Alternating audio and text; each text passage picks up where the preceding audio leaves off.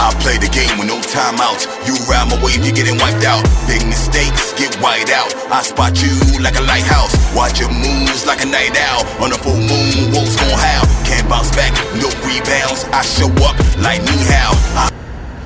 So now, when you building a roster, which I still don't think most fans know how to do, we're gonna talk a player that I want on this team, Brandon Ingram, right?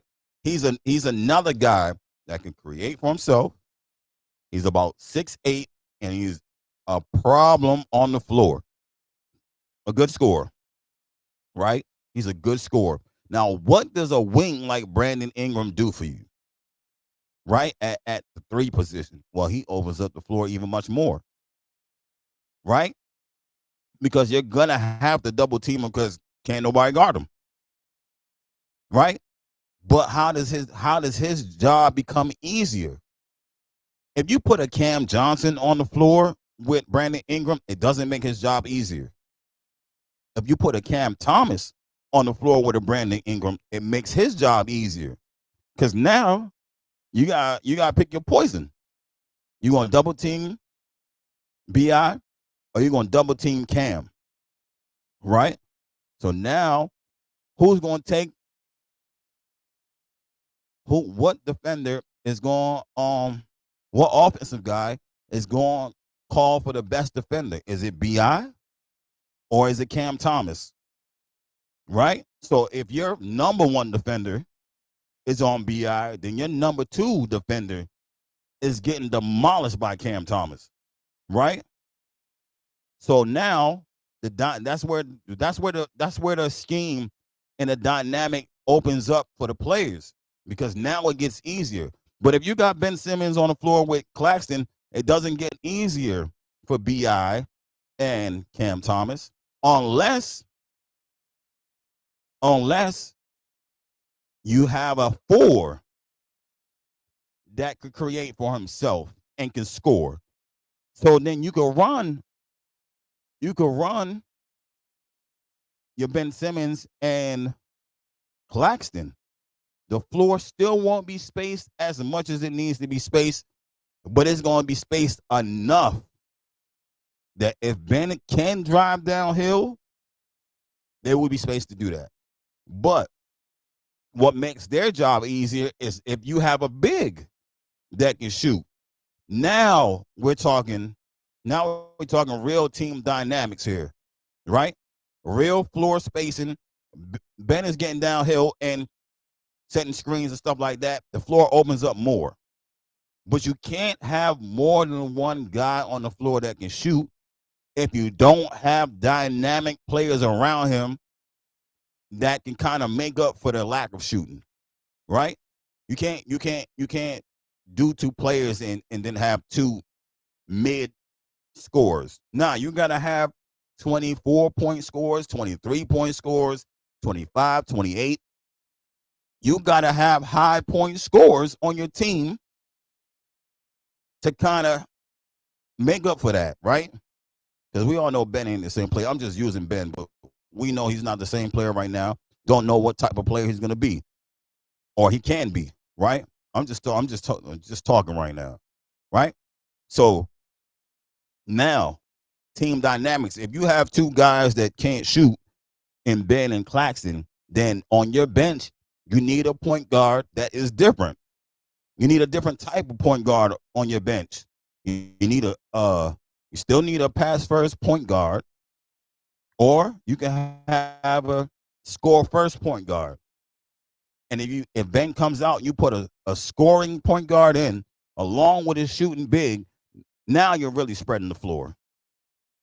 Now we talking about you got to account for a scoring point guard, you got to account for Cam Thomas, and you got to account for BI, right? And whoever your 4 is, now your 4 can be a Cam Johnson, a Dorian Finney-Smith, a Trendon Watford, a guy that doesn't create that much, but he can also shoot the 3. And you have a shooting big out there. Now we cooking with grease. You see what I'm saying? Now we cooking with grease. And the guys that come in along with this score first point guard, right? All the guys that come in for the other guys gotta be able to create for themselves and get a bucket. And once you got guys like that on your team that can play defense, create for themselves, now you cooking with grease. Man, it ain't that hard. Now, I'm gonna say this, right? I'm gonna use another player because I don't think fans understand roster construction. I'm gonna keep saying it. Jimmy Butler says, he's interested in coming to the Nets. Now, why would the Nets want Jimmy Butler? I think Jimmy is too late. But if they want to do a 1-year rebuild, maybe I can see it. Right?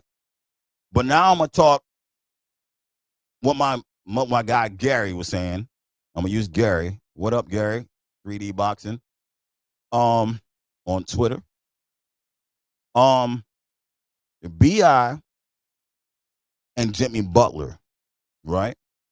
And just I'm gonna use Gary's, you know what I'm saying, hypothetical. Say you draft Ace Bailey, right? Ace Bailey is 6'10". Brandon Ingram is 6'8". I don't know how tall Jimmy Butler is, but y'all know what Jimmy Butler do. When you put those dynamics on the floor, who is taking the best defender?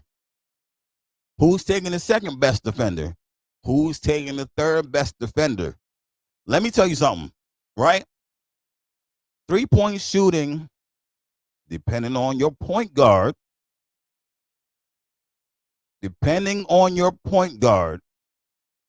will make the difference. Jimmy doesn't shoot a lot of threes. Brandon Ingram can shoot threes. Ace Bailey can't shoot threes. Cam Thomas off the bench can shoot threes. Because I want to paint a real thoughtful picture for y'all. I don't know who the point guard is, right?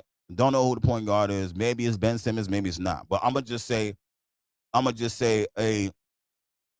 whoever's the starting point guard, we take him out and run Cam at point for this talking point. We put Cam at point,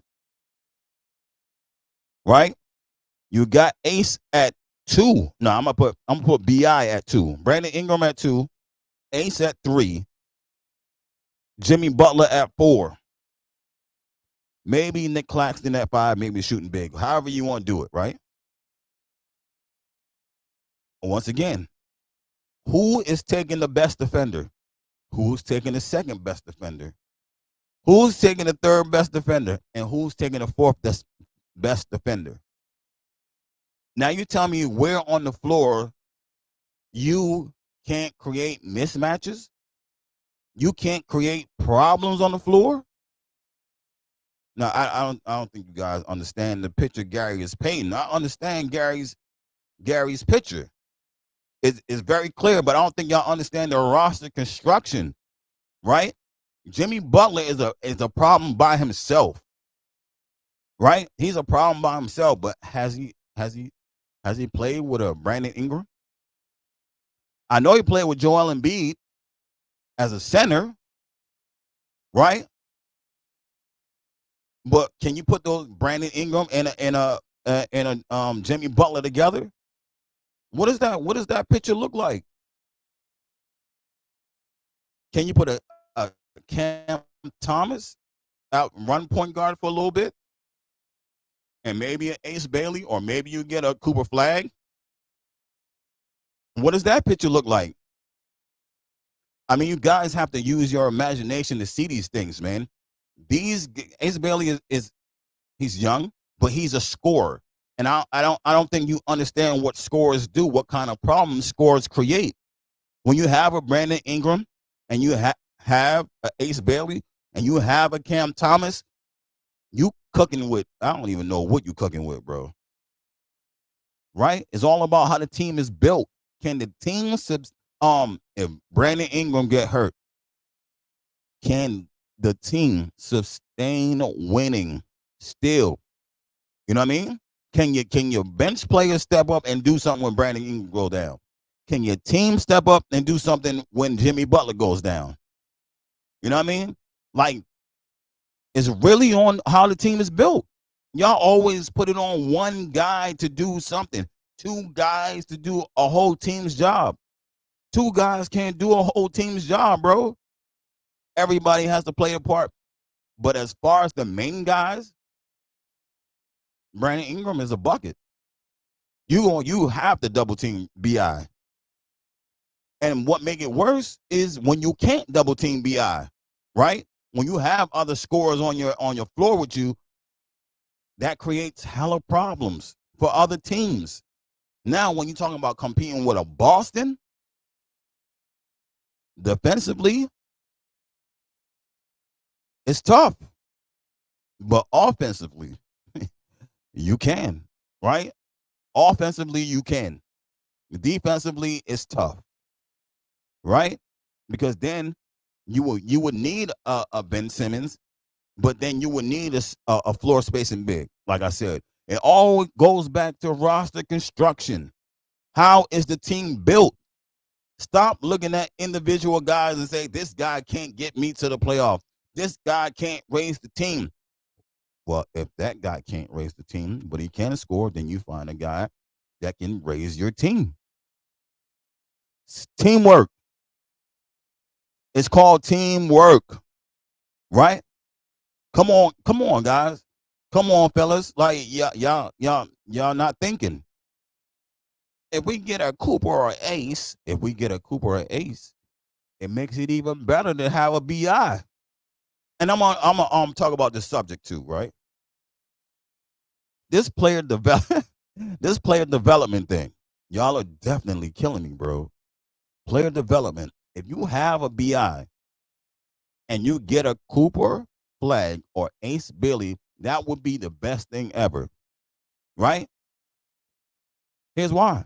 They got to play against that guy every day. They're going to learn something every day they get cooked, bro. They're going to learn. They're going to get pushed. If you have a Jimmy Butler and you get a Cooper Flag, it's going to help him and Noah Clowney. It's not going to hurt these players, bro. They got to get cooked by Jimmy every goddamn day. They see how Jimmy do. They see how Jimmy work. You know what I mean? That is a learning process for them. It doesn't hold them back. Jimmy might be in front of them, but they're going to learn, bro. Have you not watched Jimmy Butler point out things on the floor to other players? You don't go here, you go there. Nah, you go over there, you come get the ball. Nah, you don't do this, you do that. Give me the ball at this time. Like, he does that. You know what I'm saying? Jimmy is the team raiser. If you don't think BI can be the team raiser, then Jimmy is the team raiser. Jimmy gets you where you want to go. BI causes problems the whole season, right? Double teams, triple teams. You know what I'm saying? He's still scoring fucking 27, 5 and 5. yo, you can't say he doesn't do that. But who else are you putting on the floor with him? That makes the difference in the team. That makes a difference in the team construction. I'm talking too much on. I'm giving y'all too much juice. You know what I mean? I ain't gonna give y'all that much juice, man. I'm out.